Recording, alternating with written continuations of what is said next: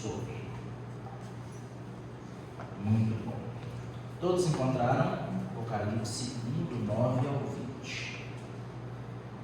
Diz assim: Eu, João, que também sou vosso irmão, e companheiro na aflição e no reino, e paciência de Jesus Cristo, estava na ilha chamada Patmos, por causa da palavra de Deus e pelo testemunho de Jesus Cristo.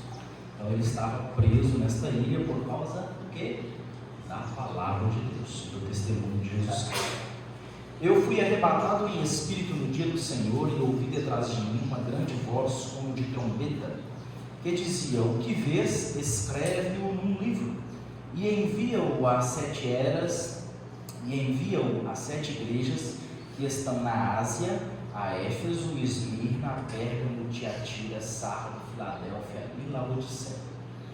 E virei-me para ver quem falava comigo, e virando-me, vi 7 castiçais de ouro, e no meio dos 7 castiçais, um semelhante ao Filho do Homem, vestido até os pés de um vestido comprido, e cingido pelos peitos com um cinto de ouro, e a sua cabelos eram brancos como a lã branca, como a neve, e os seus olhos como chama de fogo, e os seus pés semelhante a latão reluzente, como se tivessem sido refinados numa fornalha, e a sua voz como a voz de muitas águas.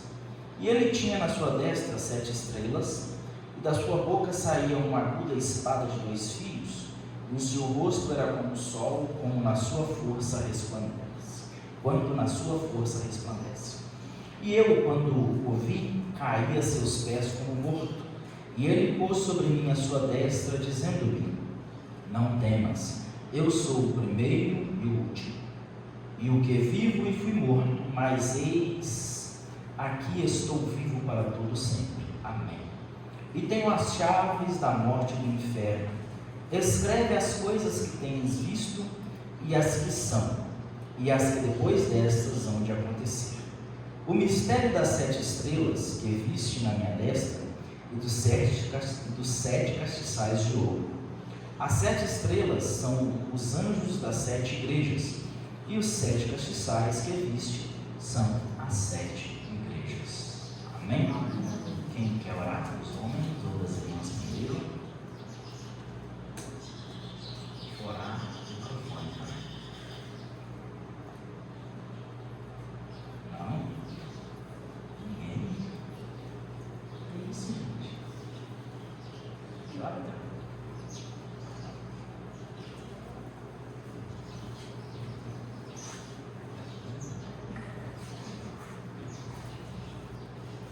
Senhor, meu Deus, Todo-Poderoso, que criou os céus e a terra, louvado e exaltado seja o teu Deus nome, por tuas beneficências ao nosso favor. Tu és maravilhoso, Senhor, de suscitar com a tua graça, com a tua misericórdia, e feito muito mais daquilo que nós merecemos. Somos falhos, pecadores, e muitas das vezes fazemos aquilo que não é do teu agrado, mas que o Senhor possa nos cobrir com o teu sangue e nos ajudar, Senhor, em nossas dificuldades e necessidades. Continuar nos dando força para continuar caminhando neste caminho estreito, apertado e difícil. Neste momento, Senhor, eu quero entregar nas tuas mãos a reunião de jovens, que o Senhor possa nos usar, nos abençoar, abrir nosso entendimento para compreender a tua palavra. Num momento difícil, Senhor, desse de Apocalipse, né, visão de Patmos, que requer estudo, dedicação, que o Senhor possa nos ajudar a compreender, Senhor, essas visões de Patmos e nos usar para compreender toda a tua palavra, que possa ser de bom proveito. Nos ajuda, Senhor, porque somos dependentes de ti, da tua graça e da tua misericórdia, das tuas bênçãos em nossas vidas. Ai de nós, Senhor, se não fosse o Senhor em nossas vidas. Provavelmente estaremos no mundo perdido, andando como cegos, Senhor, mas o Senhor nos socorreu e nos deu o privilégio, Senhor, que nos elegeu antes da fundação do mundo, temos o privilégio de estarmos aqui reunidos para te louvar, te exaltar e glorificar o teu santo nome. Amém. Muito obrigado, Senhor, por tuas bênçãos em nossas vidas, em nome de Jesus Cristo. Amém. Amém. Uma irmã.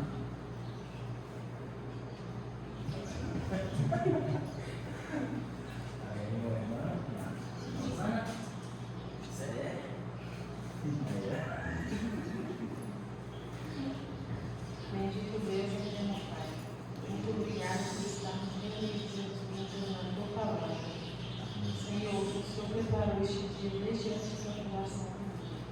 E eu creio, Senhor, que o Senhor vai abrir nosso entendimento, que o Senhor vai dar a palavra que precisamos para o dia de hoje, para o mundo de hoje. Senhor, se for olhar por nós mesmos, nós não somos dignos, mas a tua misericórdia e a tua graça está sobre nós. Que o Senhor possa estar presente em todo momento deste culto, que nós possamos estar preparados para o culto da noite. Que o Senhor possa abençoar cada um que está vindo também e que o diabo não tire proveito de nenhuma situação. Que o Senhor possa abençoar cada um que veio aqui hoje e que o Senhor esteja acampado ao nosso redor. Em nome do Senhor Jesus Cristo. Amém. Pode se sentar. Hoje nós estamos recebendo Carol. Deus abençoe a Carol, lá do ouvido do nosso culto. Quem leu até onde leu? Que destaque que vocês gostariam de, assim, o que eu li me marcou nesse ponto, eu gostei desse ponto, eu consigo fazer uma comparação com determinada coisa até esse ponto. Quem gostaria de começar? Não é para estender muito, tá? É um ponto assim, que foi marcante. Até onde você leu, ou até onde você ouviu, você falou, que interessante. Deixa eu falar, porque depois vai falar. Eu ouvi bem pouco, só que o que eu ouvi falou sobre as virgens nécias e as prudentes. Aí falou sobre predestinação, que Deus escolheu tanto as nécias quanto as prudentes. E aí, até antes da fundação do mundo, todas essas foram escolhidas porque elas também eram virgens. Né? E foi isso.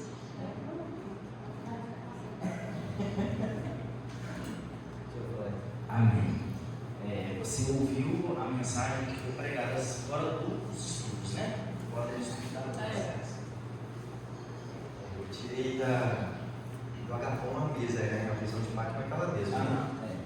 Eu li pouco dela, mas o que eu vi que eu achei interessante, porque o povo de Deus não é só o cristianismo, né? Depois da era cristã para cá, mas sempre foram aquele povo que todo mundo perseguia, né? Toda a vida o povo perseguido. E lá lá na mensagem também veio trazendo no tempo do irmão Brando, né? A perseguição aos cristãos. Se a gente pegar a partir de Cristo, então, tanto que a igreja foi perseguida, e até hoje a gente é muito perseguido. Se a gente colocar nos dias de hoje, tem gente falando aí que a gente tem que escrever a Bíblia novamente. Então, de tanta perseguição, eles inventam o que a gente fala. Eu só não nasci dentro da igreja porque estava fechado na hora e eu nasci na maternidade mesmo. E toda vez que eu aprendi é o seguinte: Deus nunca é contra o pecador, mas Ele é contra o pecado. Então, quando a gente fala sobre o homossexualismo, por exemplo, o que eles falam? Você está indo contra a pessoa? Você é homofóbico? Cadê o amor? E na verdade não, a gente está falando contra o pecado. E aí nós somos perseguidos por isso, os extremistas, toda a vida é assim. José foi assim, só que a gente só é perseguido por quê? Porque se foi escolhido por Deus. Eu fiquei aqui na hora que o Timóteo começou a orar, eu fiquei imaginando Deus. Ele falou assim: olha aí, meu filho. Aí vai, olha, fala assim, meu Deus, Senhor meu Deus. Rapaz, que voz que é? Chamou a atenção de Deus, é escolhido. Então, assim, só persegue você porque você tem algo. A vida toda. Toda a vida, os cristãos, mesmo lá no Antigo Testamento, os judeus, perseguiam porque você tem algo. Você foi escolhido por Deus. Algo maior do que eles. Amém. Predestinado, né? Predestinado e eleito desde antes da fundação do mundo. Isso é muito bom. Nós ouvimos o pastor Laí pregando aqui na Nascer do Sol, que um eleito eleito, ele não se perde. Então, uma vez predestinado, eternamente predestinado. Amém? Mais alguém? Irmã Keila? Bom, eu vou dar uma resumida que Tá. é 5 minutinhos. eu e o Gabriel lemos juntos, então nós começamos também na parte onde fala em Espírito no dia do Senhor, até lá embaixo.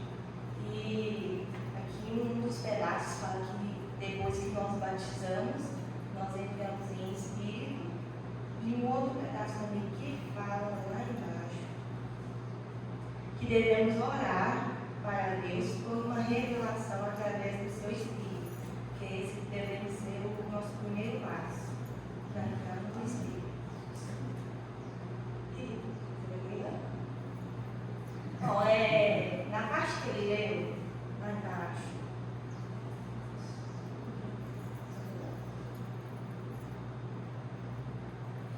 vocês leram isso?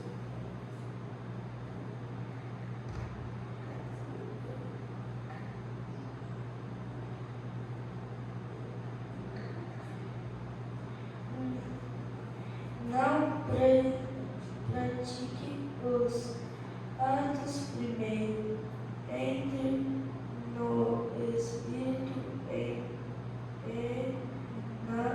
então pratique os atos e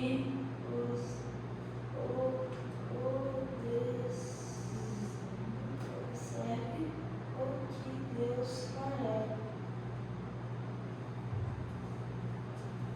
Aqui, o que nós também entendemos é porque, em comparação do mundo com o que nós já estamos vivendo, no mundo muitas pessoas falam que acreditam em Deus, que tudo, mas eles fazem outras coisas, vão em bares, em festas e tudo. Então, o que ele deu ali é para não praticar primeiro os atos, para não isso, que são as atitudes que vão te mostrar o que você realmente é. Se você é do Cristão? ou não. Amém. Mais alguma coisa? Mais alguém? Natália? Fran? Não? Monado? Lorena?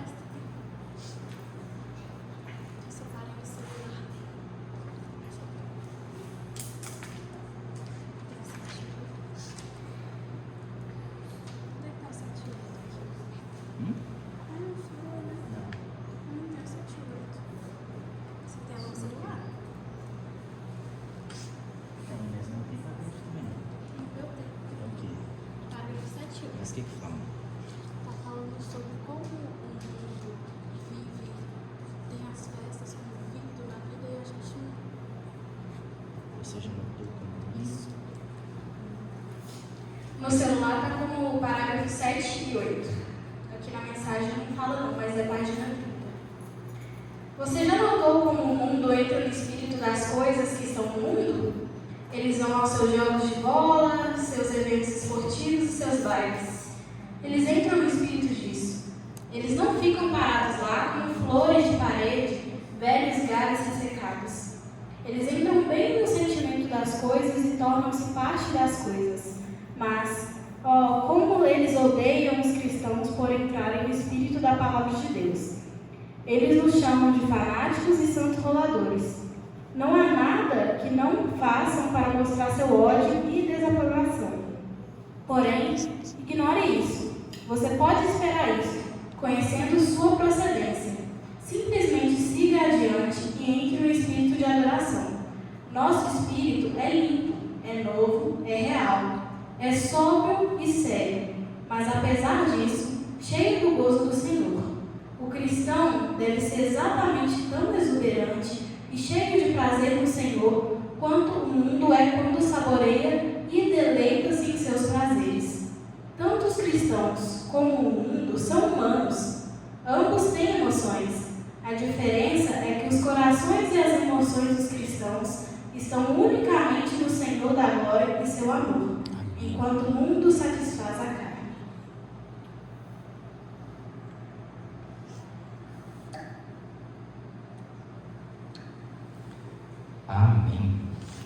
gente pode juntar com o que o Mateus falou, né? Sobre o cristão ser perseguido.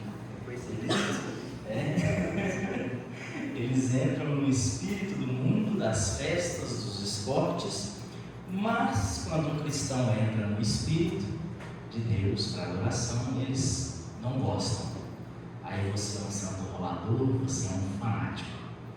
Mas, vamos dizer assim, que a visão do lado de cá para lá é a mesma, né?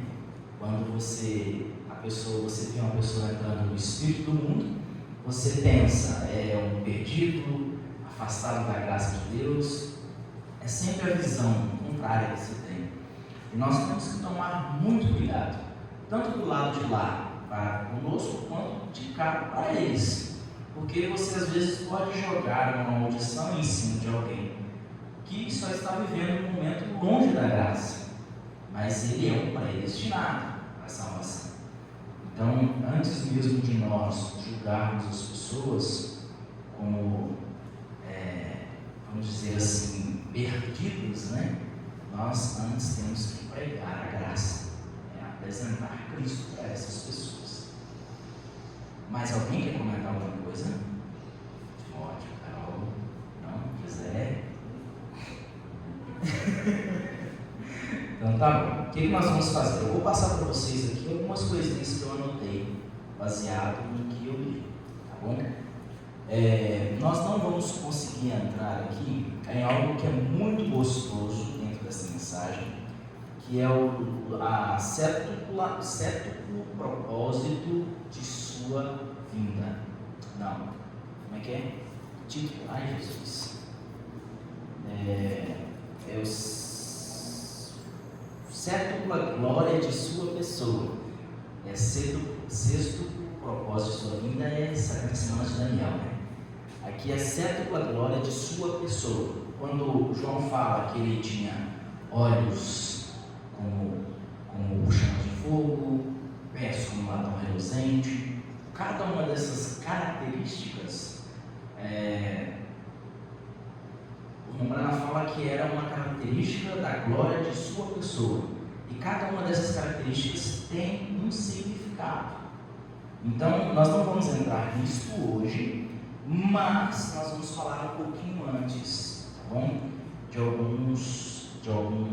Antes dele entrar nessa parte. Mas, primeiro, nós vamos falar aqui um pouquinho sobre, antes de entrarmos nesse assunto, sobre umas curiosidades a respeito da ilha de Patmos. Tá? Porque João foi levado para a ilha de Patmos. E a ilha de Patmos era uma prisão, um local onde muitos países, impérios, levavam aqueles presos políticos ou pessoas que eram exiladas e que não podiam ser executadas para não gerar uma revolta popular. Eles isolavam essas pessoas em ilhas como a de Patmos, que é uma ilha que estava no mar Egeu de difícil acesso. Quando você olha o mapa, é uma ilha gigantesca e só tem água em volta, não tem nada para poder chegar numa ilha próxima, não, é uma ilha super isolada. E a ilha de Patmos era uma dessas ilhas, uma ilha muito rochosa, que tinha muitas serpentes, escorpiões, e eles exilavam esses presos políticos para lá. Ela faz parte do arquipélago do Dodecaneso da Grécia, tá? De todas as ilhas que fazem parte da Grécia, a ilha de Patmos também faz parte, né, deste arquipélago. A sua formação geológica ela é vulcânica, tá? Então ali é meio que um vulcão adormecido, e tem origem pré-helênica. Tá? O que é a pré-helênica? Refere-se às civilizações que existiam na Grécia. Tá? Existiam na Grécia e nos arredores antes da chegada dos povos indo-europeus. Os povos indo-europeus eram povos antigos que falavam diversas línguas. Esses povos habitavam ali em torno de 4.000 a.C. a 2.500 a.C. e eles são descendentes diretos de Noé, são descendentes pela linhagem de Jafé. Tá? Nós vamos ver isso aqui, como que eles chegaram, né? Esta ilha de Patmos, então, o nome Patmos, né, tem origem pré-helênica, então veio desses povos que habitavam ali antes da Grécia clássica, tá bom? Que é a Grécia que nós conhecemos hoje. A Grécia teve um período depois dessa história pré-helênica, onde teve os grandes nomes, e a Grécia clássica acaba-se com a morte de Alexandre o Grande. E depois da morte de Alexandre o Grande, vem o restante da história da Grécia, que eu não li muito, que é muita informação, você vai ficar até perdido, tanta informação que você vai tanta coisa que você vai ler. A ilha de Patmos, ela foi dominada pelos gregos, pelo Império Romano, durante o século I depois de Cristo, ou então durante todo o período do século I até o século 3, 4, foi governada pelos romanos, tá bom? Pelo Império Romano. O Império Romano, depois do século 3, se eu não me engano, divide-se, vira Império Bizantino, tá bom? E aí foi governada pelo Império Bizantino, depois foi governada pelos otomanos, e em 1947 ela voltou novamente para os cuidados da Grécia. Em 1947, a ilha de Patmos voltou sob os domínios da Grécia, e hoje ela ainda é habitada, né? Antigamente ela não era habitada, ela seria como um exílio, mas hoje ela é uma ilha habitada, um ponto turístico, e ela foi declarada em 1999 pela Unesco como Patrimônio Mundial. Por quê? Ela é um ponto muito visitado por cristãos, por peregrinos da fé, pessoas que tiram anos sabáticos e vão para lá para poder meditar. Do mesmo período que João ficou preso lá, o profeta fala nessa mensagem, no início da ilha de Patmos, da visão de Patmos, João ficou lá preso entre o ano 95 e 96 depois de Cristo. Foi um período de 2 anos onde ocorreu as visões de Apocalipse. Então, ainda hoje existe essa ilha, tá bom? A ilha de Patmos, hoje ela é uma ilha habitada, possui pessoas, é um ponto turístico, eu fiquei com muita vontade de conhecer, que eu entrei para ver as imagens, mas imagina a água limpinha, azulzinha, clarinha, as praias assim, Maria branquinha, imagina. Já acabou os escorpião, já acabou as cobras, está tudo certo. Agora, uma coisa interessante é que antes da chegada desses povos indo-europeus, que são povos antigos que falavam uma língua derivada de um tronco linguístico comum, ou seja, eles vieram todos de um único descendente, e eles falavam diversas línguas, mas só que vinha de um tronco comum. Então, quando a gente vai olhar esse tronco linguístico comum, alguns historiadores bíblicos, como Joséfos, que o Mombrana cita ele, Flávio Joséfos, eles acreditam que esses índios europeus, eles são descendentes diretos de Jafé. Por quê? Através de uma ligação tradicional, uma ligação interpretativa pela ótica bíblica e histórica. Então eles pegaram os descendentes de Jafé, nome por nome, e foi mapeando na história quem que são estes povos. E a gente sabe, biblicamente falando, que todos os povos hoje existentes, todas as nações, raças, etnias existentes, todas derivaram de quem? Dos 3 filhos de Noé. Porque o mundo pós-diluviano não existia mais pessoas, todos morreram. Então existiam apenas Noé, sua esposa, seus filhos e suas noras. Então todo o mundo antediluviano pereceu, e ele agora começa a surgir novamente através de Noé, seus filhos. Então, nós vemos que estes indo-europeus, eles chamam de proto-indos-europeus, eles eram pastores, nômades e guerreiros. E eles, segundo a linhagem de Noé, eles dividiram da seguinte maneira: você tem Sem, que são quem? Os semitas, eles são a linhagem direta que chega até Abraão, que são os hebreus. Aí você tem os árabes e os assírios e etc. São todos descendentes diretos de Sem. É por isso que quando uma pessoa não gosta de um israelense, não gosta de um judeu, ele é chamado de antissemita. Por quê? Os judeus são semitas, eles são descendentes diretos de Sem. E aí você tem Cã, que é ancestral dos povos africanos, e alguns povos do Oriente Médio, como cananeus e egípcios. Eles são, eu não me lembro do termo que eles usam, mas eles são da descendência de Cã. Tá? E você tem Jafé, que é considerado ancestral dos povos europeus e de parte da Ásia. Então pega ali um pouquinho da China, você pega um pouquinho de Japão, Coreia, e esses países aí são todos descendentes de Jafé. Será que eles, cada um tem uma cor, uma característica? Eu acredito que por causa, vamos dizer assim, da dispersação, porque eles foram dispersados. Ali quando você pega Gênesis 11, né, que tem a confusão das línguas, até ali era todo mundo junto, todo mundo falava o mesmo idioma, todo mundo falava a mesma língua.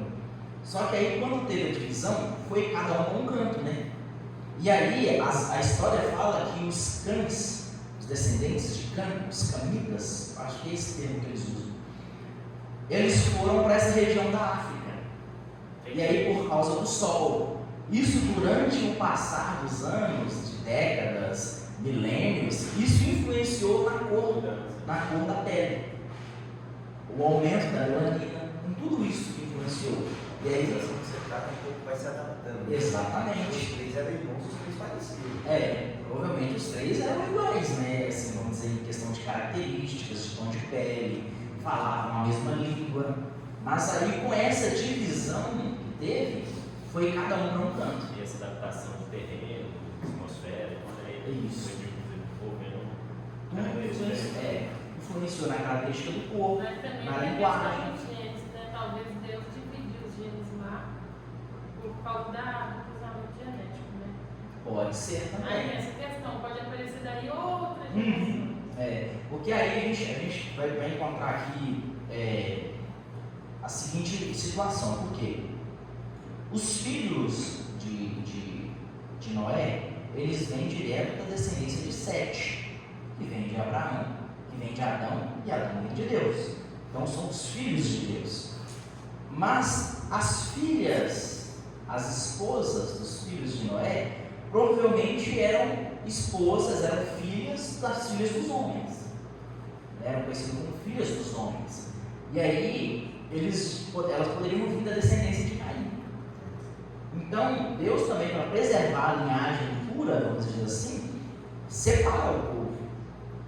Separa para poder manter uma linhagem pura, para que não haja uma mistura, a mistura dos filhos de Deus com os filhos dos homens, os filhos de Satanás, que vem através de Caim. Mas isso é muito complexo, porque se você for parar para pensar, se as três, isso não tem como a gente comprovar biblicamente, porque na Bíblia não relata isso. Mas se você for olhar, e se as três forem descendentes diretos de Caim, a linhagem de Caim passou. Porque na biologia, o que passa, a característica principal que passa de um ser humano para outro é o DNA mitocondrial, que é transmitido pela mãe. Mas e se da linhagem de Sem, por exemplo, a esposa de Sem foi uma da linhagem de Sete? De Sete também, né? Pode ser isso. Deus escolheu os judeus. Que Deus escolheu os judeus porque são uma linhagem pura.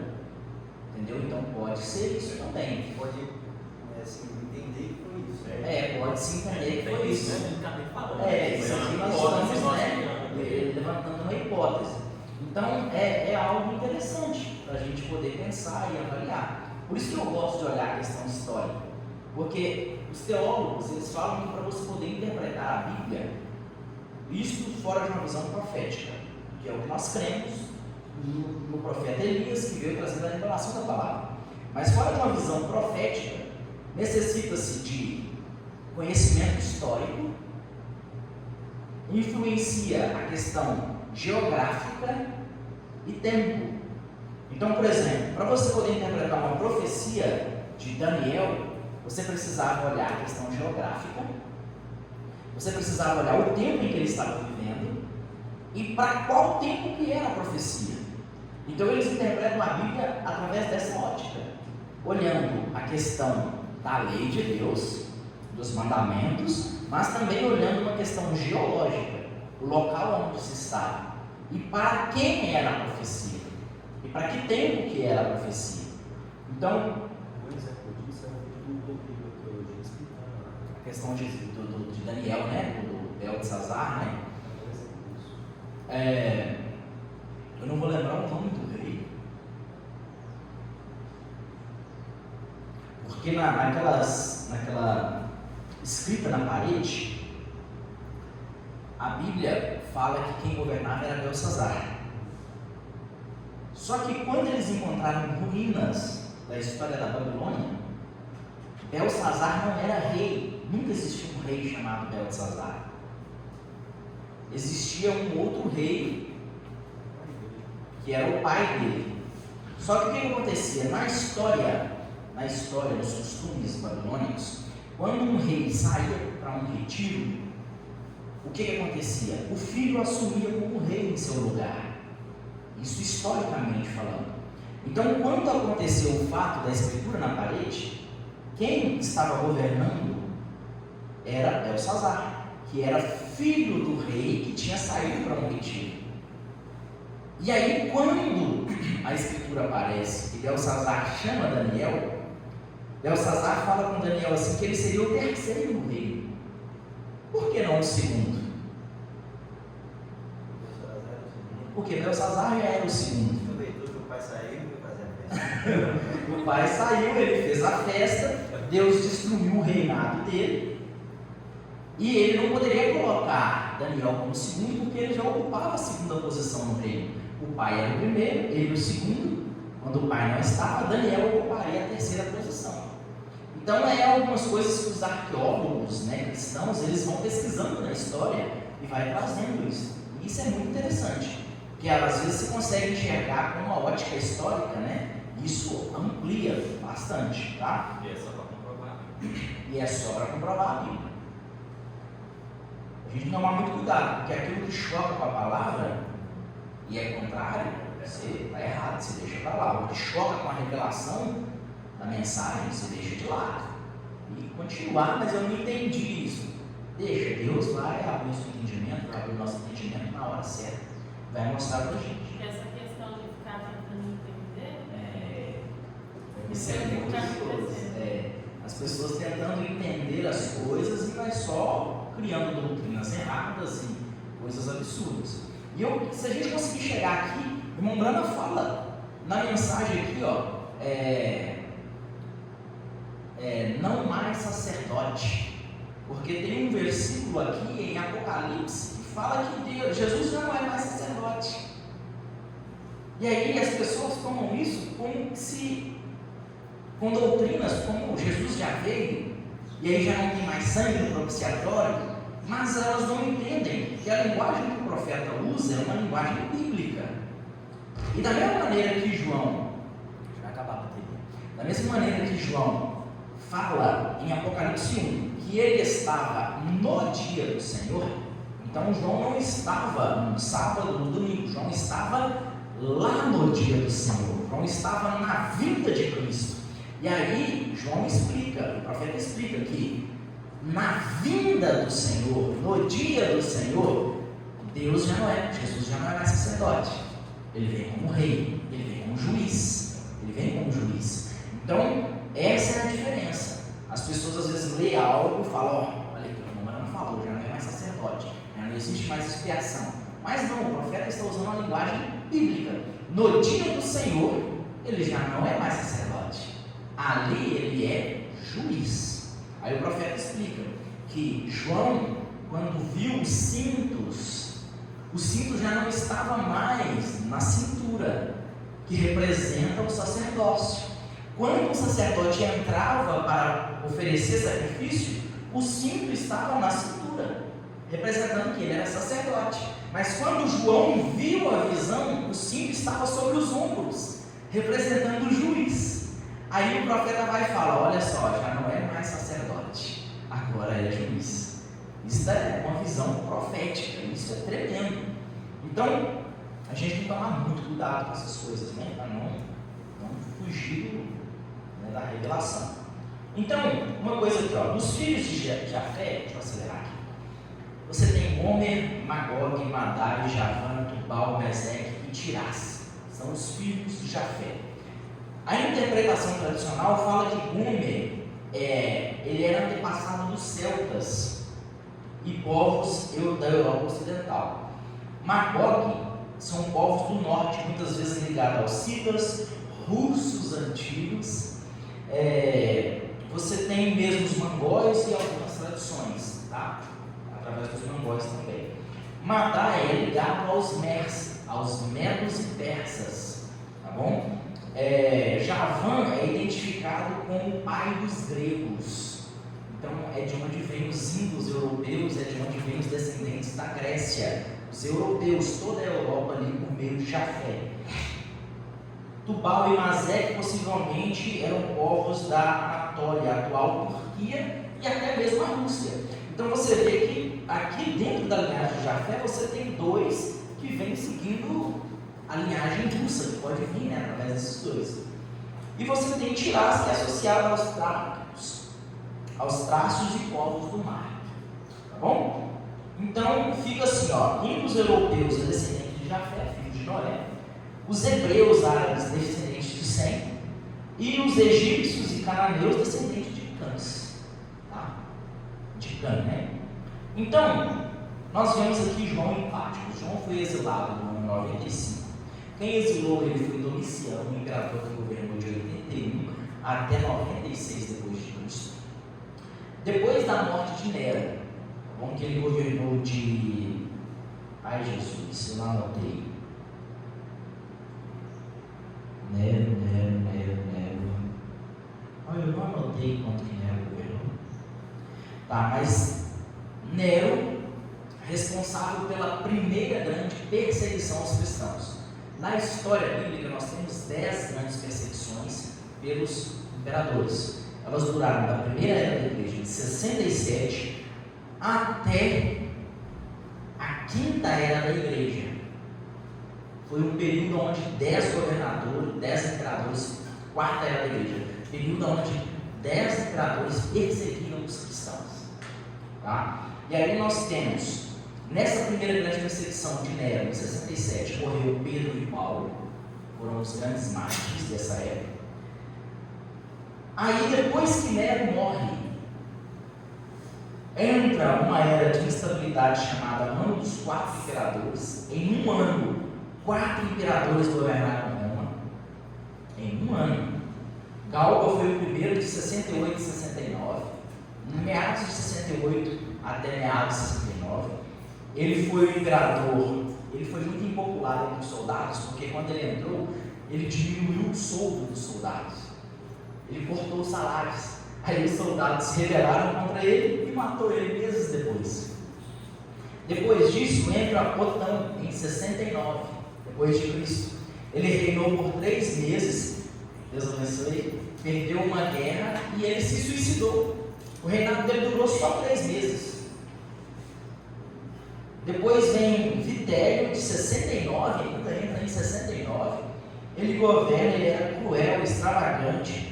Ele foi deposto e morto por tropas de Vespasiano, acabando assim uma era Júlio-Aureliana, Júlio-Claudiana, que vem desse Júlio César, que era imperador de Roma. Essa era Júlio-Claudiana acaba com a morte de Vitélio e entra Vespasiano, que entra com uma era vespasiânica dentro dos impérios de Roma. E aí você tem que ele governou de 69 a 79, foi 20 anos. Então, dentro desse período de um ano, 69 a 79, 10 anos, 100 anos. Então, Vespasiano, ele foi fundador da dinastia Vespasiana, restaurou a ordem, e ele era pai de Tito e de Domiciano, que foi responsável por prender João. Aí, depois que Vespasiano morre, entra Tito, que foi na época, quando Vespasiano governava, em 70, Tito era general do Império Romano. E aí o que o profeta nos ensina?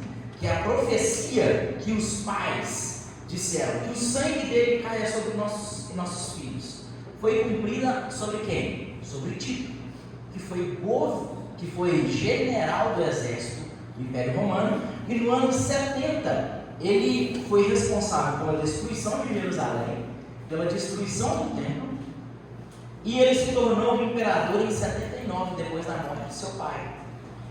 E ele reinou por 2 anos.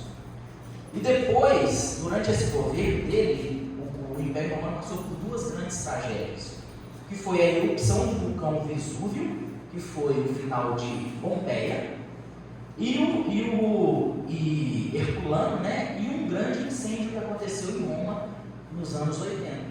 Não é o mesmo incêndio que Nero tacou fogo na cidade em 64, que Nero tacou fogo na cidade, né? O profeta fala, e a tradição cristã também fala, que enquanto a cidade pegava fogo, ele tocava lira, tocava seus cantos, né?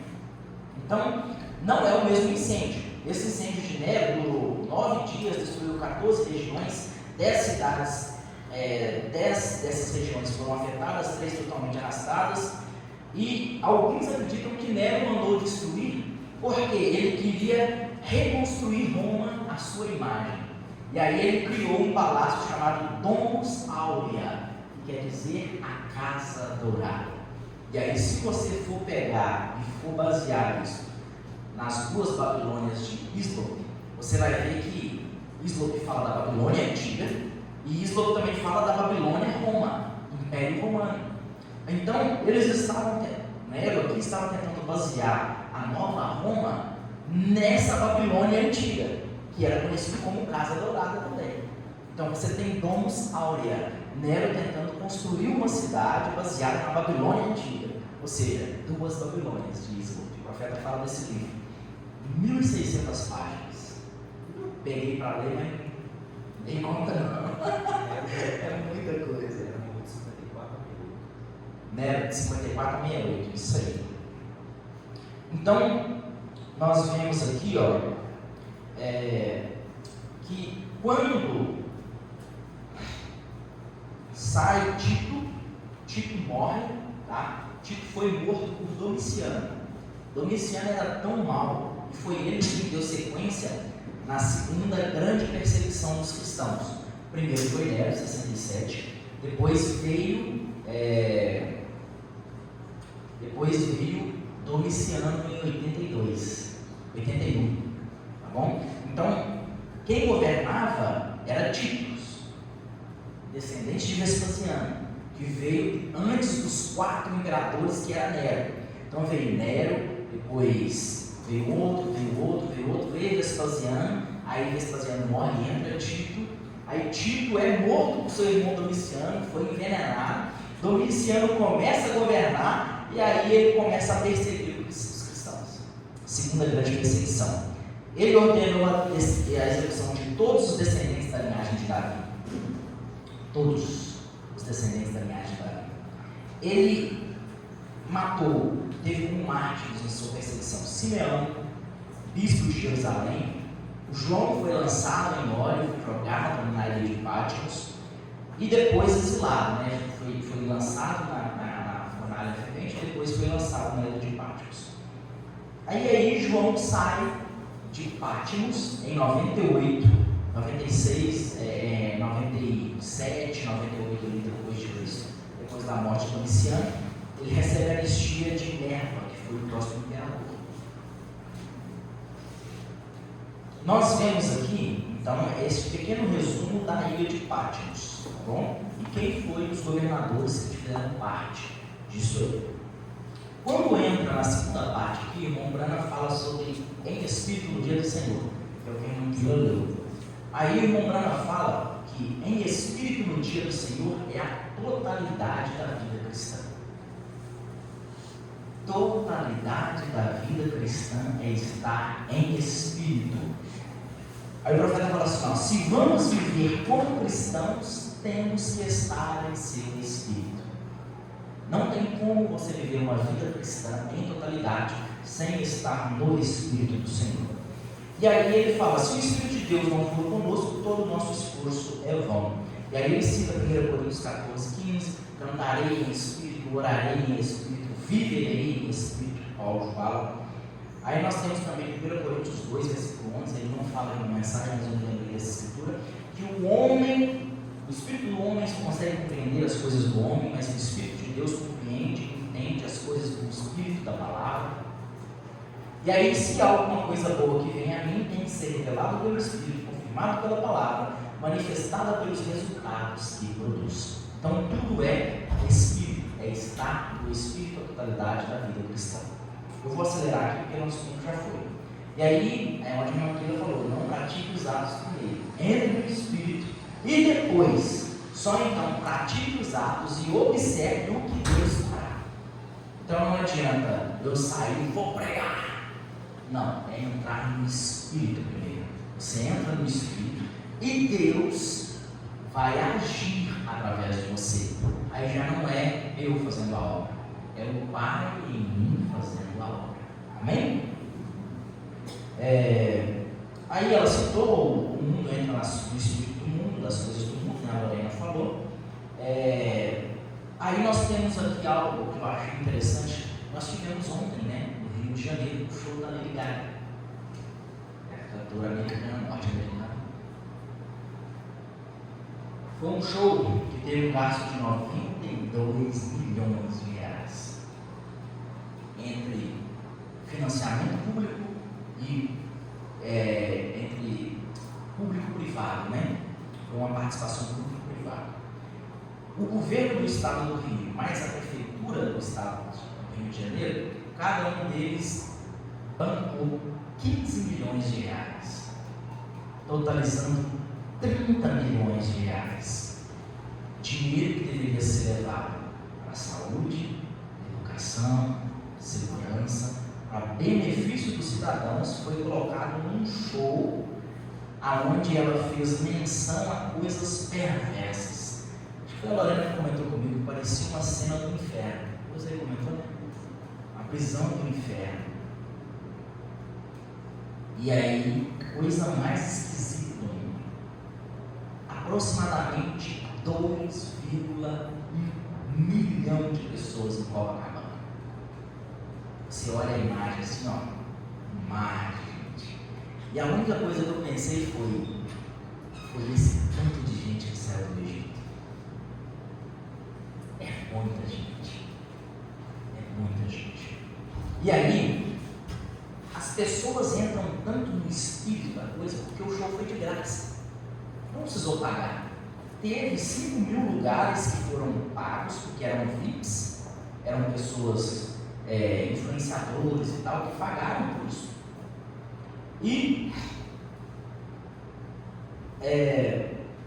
as pessoas entram tanto no espírito da coisa que tinha gente que estava usando fralda porque não queria sair da posição da fila.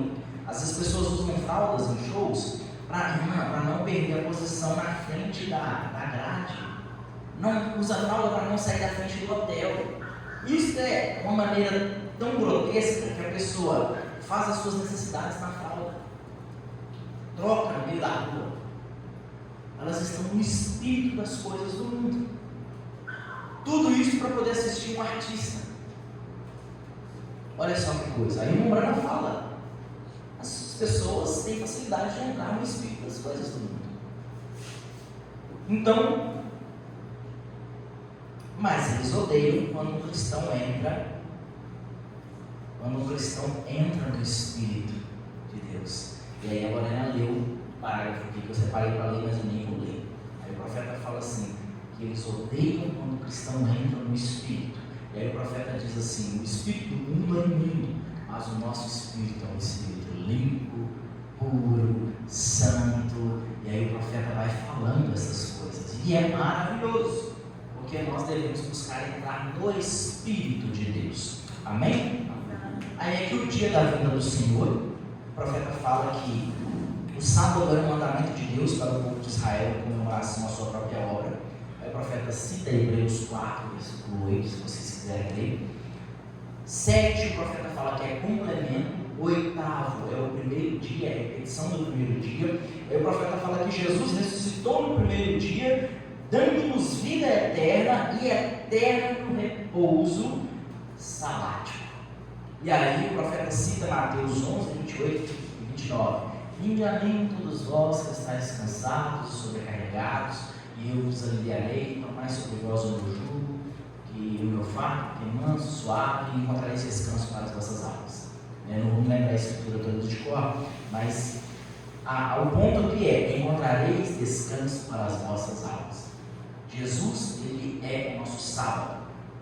Aí o profeta vem explicando o que é a questão sabática. O verdadeiro descanso que foi prometido é Deus em você. Você descansa e Deus faz as obras. Isso é o verdadeiro descanso. Aí o profeta fala que o dia do Senhor está chegando. Por que o dia do Senhor não é hoje? Porque hoje é o dia do homem. O dia do homem, efetuar do homem, obra do homem, igreja do homem, ideia de adoração do homem. Se a gente tivesse tempo, poderia pegar Caim, a ideia de adoração de Caim, como que foi, a descendência de Cã, como que era a adoração, a descendência até mesmo, até chegar em Abraão ali, como que era o modo como as pessoas viviam. Porque você pega a descendência da família lá de Abraão. Labão ele tinha imagens, esculturas, ele adorava Deus, adorava as imagens. Então vem tudo de uma mesma descendência, até que chega, a maneira correta do homem se achegar a Deus. Então o profeta fala que a ideia de adoração do homem, tudo do homem, porque o mundo, o cosmos é do homem. E aí o profeta fala assim que o dia do Senhor vem quando o dia do homem termina. E aí a gente poderia ler a página 34, mas eu não vou ler porque não vai dar tempo. E aí o profeta depois fala, citando aqui, sobre como voz de tomar dele, porque João olha para trás, porque ele ouviu uma voz. E a Bíblia fala assim que ele virou para ver a voz, não ver a pessoa que falava. A Bíblia fala que ele virou para ver a voz. Então, o profeta vem e diz assim, que a voz e a pessoa são a mesma e a única e mesma coisa. Então você é a sua voz. E aí ele cita João 1, versículo 1 ao 13. No princípio era o verbo era Deus, o verbo estava com Deus, o verbo se fez carne, versículo 14, e habitou entre nós. Então, aí o profeta vem e fala assim que era como uma trombeta. E isso significa urgência. Então, era uma convocação urgente. E aí ele cita que o povo de Israel sempre se reunia ao som de uma trombeta. Ao soar de uma trombeta, significa que algo grande, algo importante está próximo de acontecer. Então nós vemos aqui que a visão de Pátimos acontece em diversas camadas. Na visão de Pátimos, muitas coisas. Se não tiver uma visão profética, o ensino profético das Escrituras, a gente se perde, passa por cima de muita coisa. E aí, vem também uma ordem para escrever. O profeta diz aqui no estudo, que há uma ordem para escrever. E aí ele fala, a voz que anunciou, que criou todas as coisas no princípio, disse haja, a voz que falou no jardim do Éden, a voz que falou sobre o monte Sinai, a voz que falou no monte da transfiguração, estava anunciando dessa vez às 7 igrejas. Estava anunciando para mim e para você, e ela mandou João escrever, que fosse passado para nós. E aí o profeta fala assim, João reconheceu a voz. E ele fala assim, você também reconhecerá a voz naquele grande dia, se você for um dos seus. E aí é o que a Esther falou sobre a predestinação. Eleitos, predestinados. Então, o profeta fala, olha, como João reconheceu aquela doce voz, você também vai reconhecer quando ela te chamar. Isso é maravilhoso, amém? Aqui entra um ponto dos candeeiros de ouro. Eu queria falar sobre isso aqui, mas não vai dar tempo mais, né? Não tem como vocês ir no banheiro, tomar água.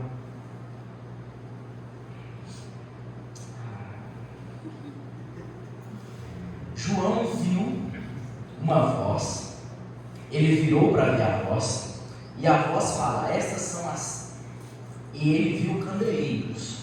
O versículo 20 diz que esse candeeiro, esse candelabro, esse castiçal, eram 7 castiçais, tinha sobre ele 7 estrelas, e aí, o irmão Brana fala assim que não poderia ser uma vela, porque uma vela morre, uma vela tem tempo para acabar e ela se dissipa. Mas um candeeiro possui uma qualidade duradoura. E aí o profeta leu Zacarias 4, do 1 ao 6. Olha só o que diz aqui. Se vocês quiserem anotar, Zacarias 4, do 1 ao 6.